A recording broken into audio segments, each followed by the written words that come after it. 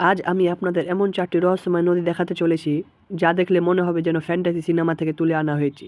প্রথমেই রয়েছে under water river, নদীর নিচে নদী। শুনতে অবাক লাগলেও সমুদ্রের তলায় এই নদী এমন দেখায় যেন স্বর্গ থেকে নেমে এসেছে, কিন্তু আসলে হাইড্রোজেন সালফারের কেরামতি।